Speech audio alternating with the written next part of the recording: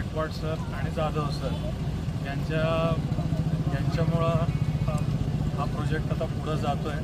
तर माझ्या सगळ्यांना शुभेच्छा आणि धन्यवाद हे केल्याबद्दल. धन्यवाद देऊ इच्छितो. त्यांच्या अथक प्रयत्नातनं हा जो रस्ता सर्वसामान्य पेशंटसाठी खूपच गरजेचा होता आणि तो त्यांच्या कार्यशीलतेनं आणि प्रयत्नातून त्यांनी तो उभा केला.